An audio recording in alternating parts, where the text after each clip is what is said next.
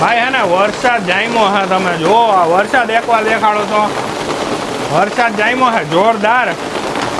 અને આવા વરસાદમાં છે ને ઘરે આવ્યા હમણાં પલરી ગયા ફૂલ. અને આવું જો આ ઊંધિયું મળી જાય હે ગરમા ગરમ દુવાડા નીકળે હે દુવાડા.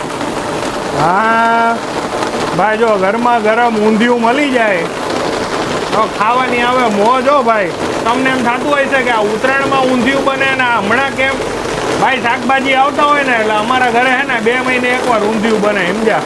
કારણ કે મજા આવે ખાવાની અને આવો ઠંડકનો વાતાવરણ હોય ને તો મોજ આવી જાય. હાલો તમને હું સીધો હવે ડાઇનિંગ ટેબલ ઉપર લઈ જાઉં. ભાઈ જો તમે વરસાદ જોઈ લીધો ને બહાર ધબધબાટી બોલાવે છે. આ ઊંધિયાનો પ્રોગ્રામ આજે ફટાફટ બની ગયો કારણ કે શાકભાજી હતા ઘરે. ઊંધિયું બનાવ્યું હોય ગરમા ગરમ આવા વરસાદમાં. હમણાં જ અમે પલરીને ઘરે આવ્યા. અરે ભાઈ રસ્તામાં આવતા હતા અને અડધા રસ્તે હબહબાટી બોલાવી ભાઈ. મેં કીધું આને કીધું ભાઈ મોબાઈલ મૂકી દે એક્ટિવાની પેટીમાં. હા અને આપણે જાય પલરતા સમજ્યા. અને કારણ કે આજ ઘીરે બનાવ્યું હતું ઊંધિયું. બધું એકદમ ગરમા ગરમ ઊંધિયું છે અને રોટલી ગરમા ગરમ છે. હા ખેંચી લ્યો ભાઈ મોજ પડી જાય કીધું સમજ્યા. આજે ઊંધિયું બન્યું હે જબ્બર જોઈ લ્યો. ગોટા જોઈ લ્યો.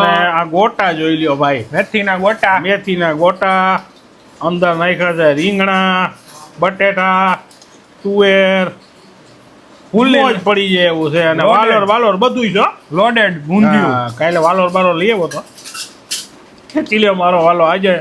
અને તમારાની રેસીપી જોતી હોય ને તો મને ડીએમ કરો. હું તમને છે ને રેસીપીની યુટ્યુબમાં મમ્મીની ચેનલ છે એની લિંક તમને ડાયરેક્ટ સેન્ડ કરી દઈશ. હાલો મળી મોજ કરો અને જોતા રહ્યો આપણે વિડીયો અને ફોલો કરવાનું ભૂલતા નહીં.